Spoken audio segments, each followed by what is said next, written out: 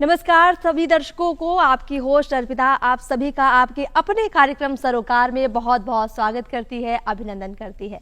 दर्शकों, सरोकार में आज हम बात करने जा रहे हैं महिलाओं एवं बच्चों के स्वास्थ्य के विषय पर।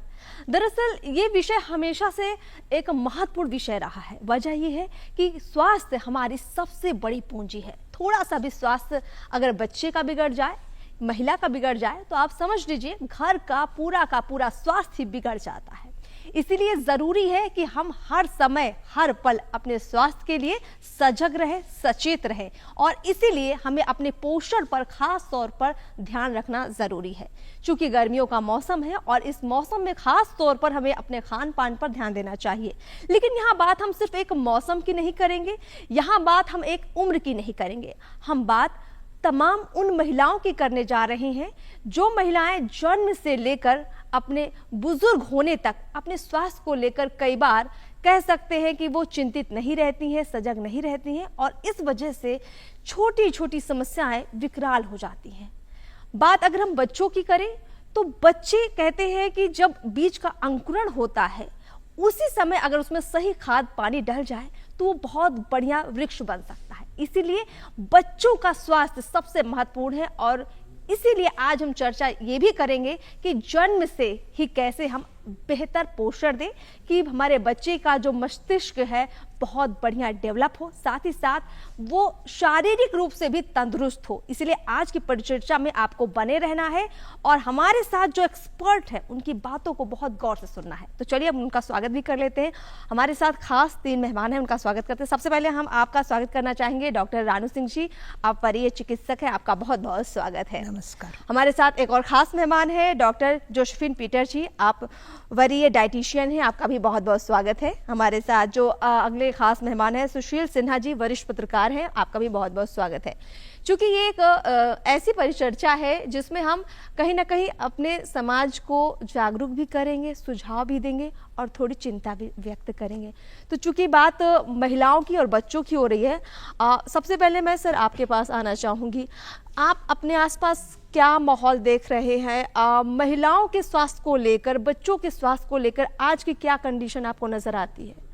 देखिए, समाज में महिलाओं को भी वर्ग में बांटा जा सकता है, निम्न वर्गीय, मध्यम वर्गीय और उच्च वर्गीय। तो निम्न वर्गीय में जागरूकता की कमी पाई जा रही है अभी भी। यही कारण है कि आज भी कुपोषण से बच्चों की मरने की संख्या कम नहीं है।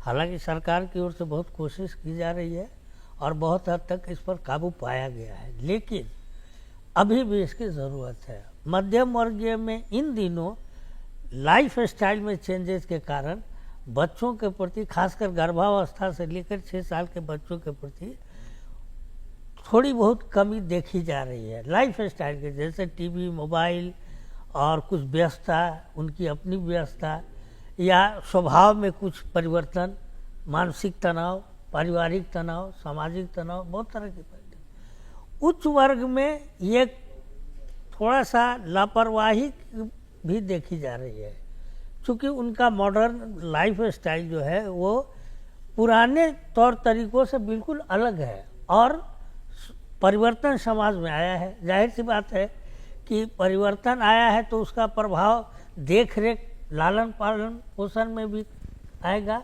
जबकि गर्भावस्था से लेकर 6 साल तक बच्चों के सर्वांगीण विकास के लिए अत्यावश्यक है कि उनका सही पोषण और सही देखरेख किया जाए। चलिए, आपने जिस तरीके से कैटेगराइज किया है समझ में आता है कि तीनों स्तर पर काफ़ी कुछ खामियां हैं और उन खामियों पर हम आज विचार भी करेंगे, मंथन भी करेंगे और सुझाव भी लेंगे।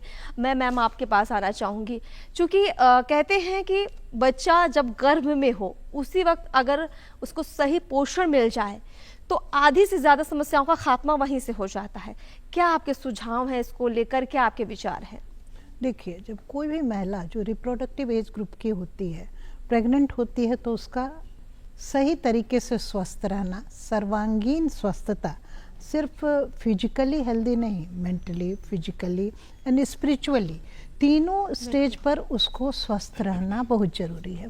अगर ऐसी महिला प्रेग्नेंट होती है और उसका जो होने वाला बच्चा होगा वो नेचुरल है, वो ज़्यादा स्वस्थ होगा, समाज में ज़्यादा अच्छी तरह से वो रह पाएगा। जहाँ तक उन्होंने निम्न वर्गीय, मध्यम वर्गीय और उच्च वर्गीय विचार व्यक्त किए हैं, उसमें मेरा भी कहना है कि निम्न वर्ग में अभी भी जागरूकता की बहुत कमी है, जिसके चलते स्वस्थ खान पान नहीं होगा तो महिला खुद कुपोषित होगी।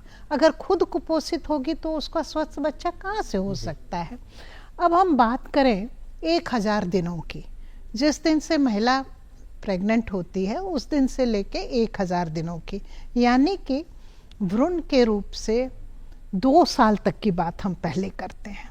तो वैसी स्थिति में अगर मान लीजिए हमने एक स्वस्थ महिला को प्रेग्नेंट हुई है और वो उसका बच्चा पैदा लेता है, तो स्तनपान, किसी भी महिला के लिए स्तनपान बहुत ज़रूरी है, चाहे वो यूनिसेफ हो या WHO हो या हमारी संस्थाएं फॉक्सी हो, पॉक्स हो और भी ढेर सारी संस्थाएं हैं।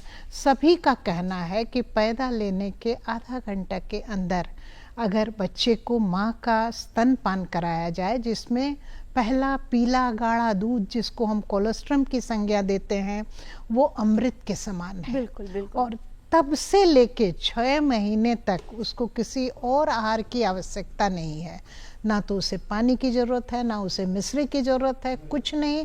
ये संपूर्ण आहार उसे अगर हम प्रदान करते हैं। इसी में मेरा एक प्रश्न भी है मैम, कई बार हम देखते हैं कि जब बच्चा जो है नॉर्मल डिलीवरी से नहीं होता है तो फिर माँ का दूध निकलना काफ़ी मुश्किल होता है। ऐसी सिचुएशन में भी क्या कुछ सुझाव है? देखिए, ये भ्रांति है। अगर मान लीजिए नॉर्मल डिलीवरी से नहीं हुआ तो दूसरा हम लोग सिजेरियन सेक्शन जिसको के द्वारा प्रसव कराते हैं, तो उसमें मान लीजिए महिला खुद से नहीं कर पाएगी, लेकिन उसके साथ भी तो लोग रहते हैं जो उनको असिस्ट करते हैं। बच्चे को सीधा उठा के स्तन पे डाल देना है, बच्चा तो खुद ही पिएगा, है ना।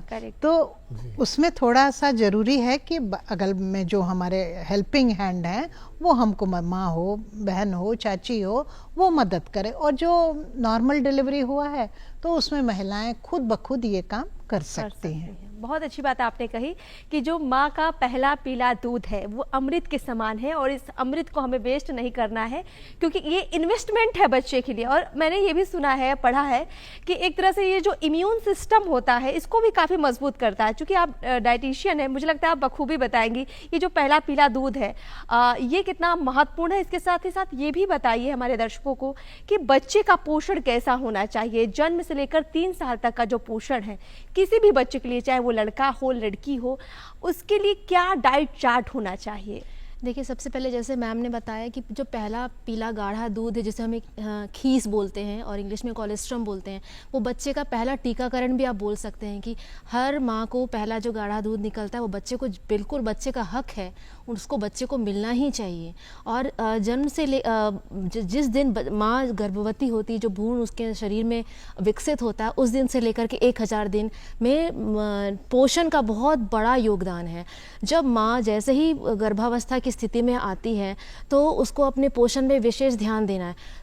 हम गर्भावस्था को, जो 9 महीने का गर्भावस्था है, उसको हम पहली तिमाही, दूसरी तिमाही और तीसरी तिमाही में बांटते हैं। तो जैसे पहली तिमाही में बच्चे का सर्वांगीण विकास, ब्रेन का विकास सबसे तेज़ गति से होता है।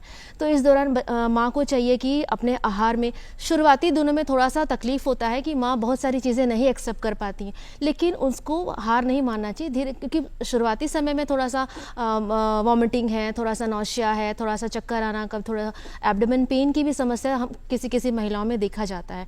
तो उस दौरान ध्यान ये देना है कि अपने पोषण के स्तर को बनाए रखते हुए अपने आहार में एकदम सरल और सुपाच्य भोजन को शामिल करें। जैसे अगर आप एग्जाम्पल बिल्कुल हम एग्जाम्पल देते हैं कि दलिया हो गया है, सादी खिचड़ी हो गई है, चोखा वगैरह हो गया है, चटनी हो गया है, कुछ फल हो गए हैं।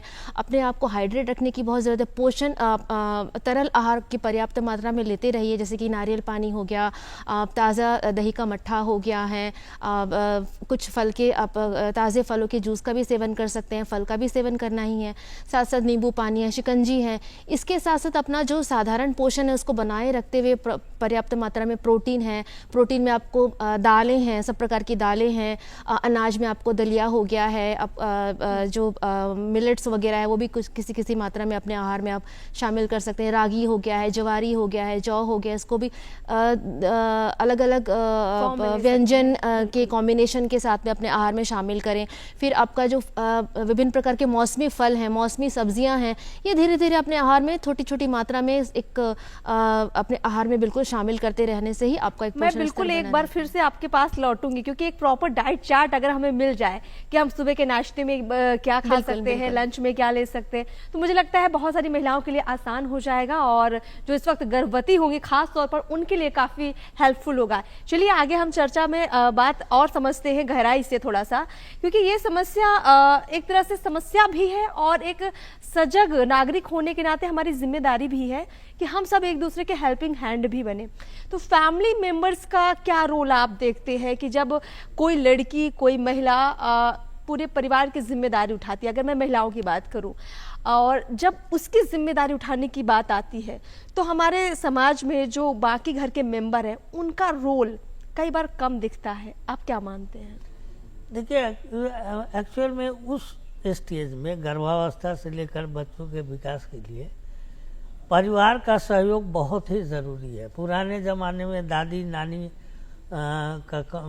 ये जॉइंट फैमिली होता था तो उससे बहुत ज़्यादा सहयोग मिल जाता था, लेकिन आधुनिक समय में शहरीकरण के फलस्वरूप देखा गया है कि माने उनको उतना प्रॉपर पारिवारिक और सामाजिक सहयोग नहीं मिल पा रहा है। इसके लिए आवश्यक है कि एक महिला जो केयर टेकर के रूप में उनके साथ रहे, जो अनुभवी हो, वो ज़्यादा बेहतर होगा कि वो अनुभवी हो, उसको प्रेगनेंसी से लेकर बच्चा पालने का ज्ञान हो, जागरूक हो, नहीं भी हो तो पढ़ी लिखी हो और जागरूक हो।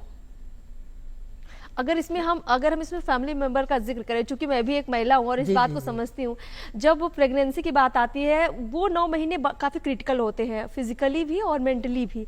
उसमें अगर हम हस्बैंड की बात करें, उसके रोल को कैसे आप डिफाइन करेंगे और क्या सुझाव रहेंगे आपके? देखिए, आज के युग में हस्बैंड भी बहुत हद तक व्यस्त है जीविकोपार्जन के कारण, लेकिन हस्बैंड को पहला तो साइकोलॉजिकल ट्रीटमेंट उनको बेटर देना होगा, खुश रखना होगा। और दूसरी बात कि हॉस्पिटैलिटी से बचने के लिए उनको निर्धारित करना होगा अपना रूटीन कि हम अपनी पत्नी को क्या डाइट दे सकें, क्या ट्रीटमेंट दे सकें, माने प्रॉपर चेकअप कैसे कराएं, उसको चेकअप कैसे कराएं, ठीक है। उसको अगर कोई प्रॉब्लम होता है तो कंसल्ट हुए डॉक्टर, टाइमली दिखाना, समझे कि नहीं। और वाइफ के यानी जो प्रेग्नेंट निर्धारित महिला है उसके हेल्थ पर प्रॉपर ध्यान देना, क्योंकि उसी के हेल्थ से बच्चे का विकास होगा। बहुत अच्छी बात कही कि प्रॉपर चेकअप वगैरह का ध्यान एक हस्बैंड भी रख सकता है, ये कोई बहुत बड़ी बात नहीं है। बिल्कुल, हस्बैंड अगर पढ़ा लिखा है और जागरूक है या खुद अपने परिवार में किसी डिलीवरी को या माँ को, नानी को, दादी को देखा है तो वो उसके लाइफ पार्टनर है ना, लाइफ पार्टनर के रूप में बीइंग फ्रेंडली उसको ट्रीटमेंट दे सकते हैं। बहुत अच्छी बात आपने कही है। तमाम दर्शक जो सुन रहे हैं उम्मीद करते हैं कि इस सुझाव से काफ़ी वो समझेंगे कि हम कैसे एक दूसरे को सपोर्ट कर सकते हैं और एक दूसरे की जिम्मेदारी उठाना भी एक बहुत ही नैतिक कार्य होता है। इसीलिए हम इस बात को सिर्फ एक चर्चा के रूप में नहीं शामिल कर रहे हैं, बल्कि हम चाहते हैं कि इसका असर हो, इसका असर दिखे समाज में। चलिए आगे हम स्वास्थ्य की बात कर लेते हैं। जी, आप पर लौटूंगी मैं, तब तक हम मैम के पास आते हैं। रानू जी, मैं ये समझना चाहूंगी कि बहुत सारी दिक्कतें महिलाओं में हम देखते हैं, चाहे जन्म के बाद तो आपने बताया कि काफ़ी केयर करनी पड़ती है, चाहे वो बेटा हो या बेटी हो, लेकिन जब लड़की किशोरावस्था में पहुंचती है बहुत सारी चेंजेस उसकी बॉडी में आते हैं। हार्मोन्स का जो बदलाव शरीर में होता है, कई बार बच्चियां समझ नहीं पाती हैं और उस वजह से उनके अंदर एक चिड़चिड़ापन भी आता है, एक कमजोरी भी आने लगती है, कहीं ना कहीं वो पिछड़ने लग जाती हैं। पढ़ाई में भी हम देखते हैं कई बार बच्चियां पिछड़ने लग जाती हैं क्योंकि सही पोषण नहीं मिल रहा होता है। और क्या क्या समस्याएं आप देखती हैं और उसका क्या समाधान आप देख पाती हैं? किशोरावस्था के स्वास्थ्य का बहुत ज़्यादा इम्पोर्टेंस है। किशोरावस्था यूजुअली जो हम लोग डिफाइन करते हैं वो 10 साल से लेकर 19 साल की जो अवस्था होती है उसको किशोरावस्था कहते हैं। इस बीच में ही सब कुछ होता है, ग्रोथ स्पर्ट होता है, प्यूबर्टी होता है, हार्मोनल चेंजेज होते हैं, उतार चढ़ाव होते हैं हार्मोन्स के, और उसी बीच में बच्चियों को किसी मेल सेक्स से अट्रैक्शन भी होता है, जो कि उस समय के लिए सही नहीं है। लेकिन इन सारी चीज़ों को देखना पड़ेगा। इन सभी में सबसे ज़्यादा इम्पोर्टेंस रखता है न्यूट्रिशन। न्यूट्रिशन की जहाँ तक हम बात कर लें तो उसमें मेन तो carbohydrate, protein, fat, fibre, green vegetables, minerals, ये सभी ज़रूरी है, जिसके बारे में ये बताएंगे डाइटिशियन महोदया हैं हमारे साथ, ये बताएंगे। हम उस पर बहुत ज़्यादा नहीं जा रहे हैं। तो अब करना क्या है इनको? सबसे पहले जो है इसमें अभी जो हम देख रहे हैं सबसे ज़्यादा समस्या हो गई है, जो हम लोग फास्ट फूड लेते हैं, शुगरी ड्रिंक्स लेते हैं, कोका कोला है, फैंटा है, और भी माजा है, और तरह तरह का डाइट्स है, हाँ कुछ भी खा लेना, कहीं से कुछ मंगा के खा लेना। तो सबसे पहले 3-3-3 का उनको फॉर्मूला जानना चाहिए क्या है। 3 मतलब होता है कि 3 main balance diet in a day. एक दिन में 3 बार उनको खाना खाना है बैलेंस डाइट, जिसके बारे में ये बताएंगे। दूसरा है एक्सरसाइज। तो 3 घंटे एक वीक में अगर वो एक्सरसाइज करती हैं या मूवमेंट अपना उस तरह का करती हैं, कोई भी एक्सरसाइज हो, एरोबिक हो, एनारोबिक हो, रस्सी कूदना हो, तरन ताल हो, साइकिल चलाना हो, वॉकिंग हो, जॉगिंग हो, कुछ भी करती हैं, अगर 3 घंटे भी करती हैं वो एक वीक में, तो दूसरा हुआ। तीसरा उनके साथ है कि अगर वो 3 लीटर पानी एक दिन में कंज्यूम करती हैं, तो ये 3-3-3 का जो समन्वय हुआ, ये किशोरियों के स्वास्थ्य के लिए बहुत अच्छा है। इसके साथ साथ जैसा आपने कहा कि इसी समय प्यूबर्टी होती है, इसी समय उनका मेंसेस स्टार्ट होता है, तो नेचुरल है थोड़ी आयरन की कमी हो जा सकती है। तो अगर आयरन रिच फूड खाएंगी, विटामिन सी खाएंगी, तो उसमें बहुत अच्छा रहेगा, उनका नहीं घटेगा। 11 ग्राम से हीमोग्लोबिन कम नहीं होना चाहिए। इसी में मेरा एक प्रश्न है, बहुत सारी लड़कियां जो है इस बात से भी पीड़ित रहती हैं कि उनको जल्दी माहवारी आ जाती है। कई बार हम देखते हैं कि 12-12 साल में भी बच्चियों को माहवारी शुरू हो जाती है, कुछ ऐसे केसेस भी देखे हैं।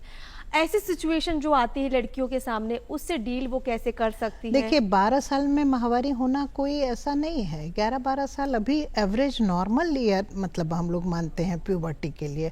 उसी समय से puberty and growth spot start होता है, इसलिए वो नॉर्मल है। वो उनको लगता है कि बहुत कम उम्र है, लेकिन ऐसा नहीं है। 12 ईयर्स में अगर किसी को होता है तो इट्स नॉट एबनॉर्मल, और उसको हम लोग को सामान्य अवस्था ही समझना चाहिए। और आयरन की गोली अगर सचमुच का उनको अधिक रक्तस्राव हो रहा है तो विशेषज्ञ से दिखाना चाहिए, डॉक्टर के पास जाना चाहिए। क्यों? उस उम्र में कभी कभी अत्यधिक रक्तस्राव होता है, कभी कभी एक बार रक्तस्राव होकर नहीं होता है, उसके लिए भी वो दुविधा में पड़ जाती हैं। तीसरी अभी एक बीमारी जो खास करके ओबीज लड़कियों में देखा जा रहा है बहुत ज़्यादा, जिसको हम लोग पीसीओडी कहते हैं। मतलब हर 5वां-6ठा बच्चा देखिएगा ओबीज है और उसको माहवारी शुरू हुई, लेकिन 6 महीने तक माहवारी नहीं हो रही है, 1 साल तक माहवारी नहीं हो रहा है, या 2-2 महीने रुक के आ रहा है। तो ये सारे इसी बीच में आने वाले प्रॉब्लम्स हैं। कभी कभी थायराइड की समस्या हो जाती है किशोरियों को, तो उस समय हम लोग को उसका देखना पड़ता है, चेकअप करना पड़ता है। अगर मान लीजिए वो हार्मोन में उतार चढ़ाव है तो उसको ठीक करना पड़ेगा। और कैल्शियम जोड़ दीजिए, क्योंकि ग्रोथ स्पॉट होता है। और इन सब का समाधान डाइट में निकलता है, जहाँ तक मेरी समझ कहती है। एक्सपर्ट हमारे साथ है जोसेफिन जी, आप ही समझाइए हमें कि ये 3 खास तौर पर जो मैम ने स्टेप बताया, बहुत ही मुझे लगता है कि ये फिट बैठेंगे हमारी लाइफस्टाइल में। लेकिन जब हम बात फूड आइटम्स की करें, जब माहवारी के दौरान खून की कमी, आयरन की कमी होती है, उसमें हम क्या क्या खा सकते हैं? दूसरा मेरा प्रश्न ये आपसे रहेगा साथ ही साथ कि एक नॉर्मली जब लड़की डेवलप हो रही होती है, उस समय पर्टिकुलर उसको क्या खाना ज़रूर चाहिए, ये भी मेरा एक प्रश्न है। जैसे मैम ने बताया कि किशोर अवस्था में अभी एनीमिया का काफ़ी प्रभाव देखा जा रहा है कि 11 ग्राम से खून ब्लड नीचे नहीं होना चाहिए, और एवरेज हमारे जो इंडियंस फीमेल का एक 11 ग्राम या 10.9 या 10.8 एक एवरेज फिट हो गया है। मतलब बहुत कम रेयर लोगों में देखने को मिलेगा किसी का 12 से 14 के बीच में हीमोग्लोबिन आपको देखने को मिलेगा। तो इसमें आपको यही ध्यान देना है कि एनीमिया से बचाव के लिए सबसे पहले अपने आहार में आपको आयरन मतलब लौह तत्व की मात्रा अपने आहार में शामिल करना बहुत आवश्यक है। अब लौह तत्व किस में मिलता है? तो सबसे पहले अब हम अनाज की बात करें, जो हम लोग संपूर्ण अनाज होल ग्रेन्स की बात करें तो उसमें आपका चूड़ा आ जाता है, दलिया आ जाता है, आपके जो चोकर वाले आटे की रोटी आ जाती है। आप मिलेट्स की बात करें तो आपका मड़वा कैल्शियम और आयरन में उसका काफ़ी अच्छा स्रोत होता है। तो ये हमारा जो अनाज है ये आयरन के काफ़ी अच्छे स्रोत होते हैं। फिर प्रोटीन की बात करें, क्योंकि आयरन हीमोग्लोबिन की बात करें तो हिम प्लस ग्लोबिन, तो हिम वाला पार्ट आपको मिल जाएगा आपका भोजन से, जो हम आप जो ले रहे हैं, जो अनाजों से मिल रहा है, सब्जी मिल रहा है, सब्जियों से मिल रहा है। लेकिन ग्लोबिन वाला पार्ट आपको प्रोटीन से मिलेगा। तो प्रोटीन के लिए आपको आहार में चाहिए कि दालें, अपने जितने भी प्रकार की हमारी जो इंडियन दालें हैं, आपका जो भी मसूर दाल है, चना दाल है, मूंग दाल है, वो दालों को कम से कम दिन में 2 बार ज़रूर से शामिल करें अपने आहार में। अंकुरित अनाज के रूप में भी शामिल कर सकते हैं, नॉर्मल आप कुक करके भी शामिल कर सकते हैं। आप रोटी में भर के आप सत्तू भी खा रहे हैं तो भी आप दाल ही खा रहे हैं। सत्तू का एक बड़ा अच्छा आपने सत्तू भी जिक्र किया, बहुत क्योंकि बहुत हमारा भी, हाँ, लोकल फूड है बिल्कुल, और काफी मतलब हेल्दी डाइट के रूप में बिल्कुल, अगर आयरन के रूप में देखें, उसमें जो चना होता है काफी हेल्दी फूड वो होता है। बिल्कुल। तो साथ साथ हम रागी की बात करें, मड़वा की बात करें, और हम देखिए इसमें ज्वार बाजरे की बात करें तो जो ज्वार कहते हैं कि ये भी बड़ा आयरन रिच रहता है। बिल्कुल बिल्कुल। तो इन सब को हम कई बार क्या होता है कि सोचते हैं यार ये ओल्ड फूड है, तो कैसे हम इसको मतलब नए फॉर्म में यूज कर सकते हैं? क्या कुछ ऐसे एक्सपर्ट के रूप में आप डिशेस का भी बिल्कुल, हम बिल्कुल व्यंजन बिल्कुल आप सजेस्ट कर सकते हैं कि आप चीले के रूप में सेवन कर सकते हैं, उसको इडली के रूप में सेवन कर सकते हैं, आप उसको आप हलवे के रूप में सेवन कर सकते हैं। आप जैसे जो रोटी, जो नॉर्मल हम लोग गेहूं की रोटी बनाते हैं, उसमें 4-5 और अनाज मिला लीजिए, जवार मिला लीजिए, सत्तू मिला लीजिए, आप उसमें चने का आटा मिला लीजिए, मड़वे का आटा मिला लीजिए, आपके पास मल्टीग्रेन आटा आपके घर में रेडी है, आप पूरे परिवार को आप पोषण दे सकती हैं। तो इस प्रकार से पूरे जो 5 प्रकार के जो अनाज है उसको मिला करके आप घर पे आप अपना पोषण पा सकती हैं। फिर आप जैसे हमने प्रोटीन की बात करी, फिर आयरन के लिए आप जितने भी हरे पत्तेदार सब्जियां हैं, अभी हमारे मार्केट में आपका पालक साग हो गया, लाल साग हो गया, धनिया पुदीना अभी अवेलेबल है, उसका आप सेवन कर सकते हैं। और सबसे बड़ा इंपॉर्टेंट है कि आयरन को हमारे शरीर में अवशोषित होने के लिए विटामिन सी की ज़रूरी मात्रा आवश्यक होती है। तो विटामिन सी के लिए आप क्या लेंगे? तो विटामिन सी के लिए सिंपल नींबू है, आंवला है, ये अपने आहार में बिल्कुल शामिल करें। तो जितने भी आयरन वाली चीज़ें आप खा रहे हैं उसके साथ में एक विटामिन सी खट्टी चीज़ें, ना कि आप अचार या कुछ और सिरका वगैरह यूज़ कर रहे हैं, आप अपने आहार में बिल्कुल नींबू, आंवला, कुछ नहीं तो कम से कम 2 कागजी नींबू का सेवन जरूर से करें, डेली करें, चाहे वो गर्भावस्था में हो, चाहे वो किशोरावस्था में हो, आप उसको जरूर से अपने शामिल में बिल्कुल। आपकी बातों में मुझे वो ख्याल आया, जब हमारी माताएं बहनें जो है, खासतौर पर हमारी माएँ जब जितिया का व्रत करती हैं और जब वो मड़ुआ की रोटी खाती, कितना आयरन रिच वो रहता है। इसी से पता चलता है कि हमारे जो परंपराएं हैं, हमारी ये जो सिस्टम है, फूड है, ऑलरेडी हमें बताया गया है कि आपको क्या खाना है, कैसे खाना है। उसमें थोड़ा एक आप कर दीजिए, गुड़ को जोड़ दीजिए, गुड़ बहुत अच्छा सोर्स है। गुड़, तो जैसे चना आप बार-बार करें ना, तो चना और गुड़ मिला के खाने से चना, गुड़, अंकुरित अनाज के साथ भी गुड़ का सेवन कर सकते हैं। बहुत अच्छी बात है आपने कही, और हमें लगता है स्थानीय रूप में आसानी से उपलब्ध भी रहता है हमारे पास, और बहुत ही कम पैसे में एक तरीके से हमें देखा जाए तो मार्केट में उपलब्ध है। क्योंकि समय कम है, मैं फटाफट सर आपसे सुझाव लूंगी, अंतिम राउंड है, और मैं चाहूंगी कि आप हमारे तमाम जो दर्शक देख रहे हैं उनसे क्या कहना चाहेंगे? महिलाओं का स्वास्थ्य क्या हमारे परिवार, हमारे समाज की जिम्मेदारी है? हम कैसे इसके लिए सजग हो सकते हैं? अपने बच्चों को हम जन्म से ही कैसे एक बेहतर ब्रेन दे सकते हैं? उसके लिए क्या सुझाव रहेंगे? देखिए,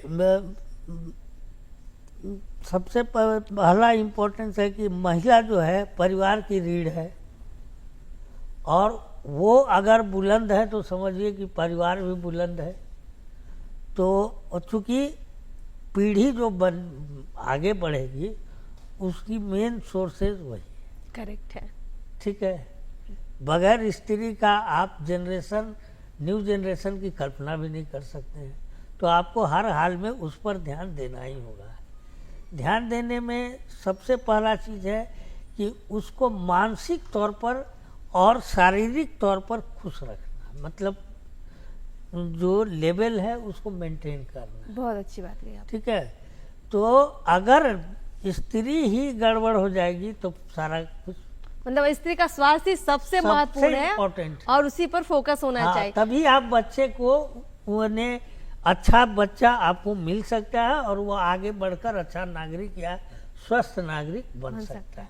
चलिए हम लोग अब उस स्टेज पर पहुंच चुके हैं जहां हम उस दौर की भी बात करते हैं जब महिलाएं अपने लाइफ के उस स्टेज में होती है जहां उन्हें लगता है कि अब सब कुछ हो गया है और फैमिली का भी केयर थोड़ा कम होने लग जाता है। मेनोपॉज की बात, ये हमारे ये टर्म्स बहुत कम सुनते हैं, लेकिन इस टर्म को समझना बहुत ज़रूरी। क्या कहेंगी मैम आप? देखिए, रजोवृत्ति की जो समस्या है वो अभी कम नहीं है, क्योंकि लाइफ एक्सपेक्टेंसी बहुत बढ़ गया है लोगों का।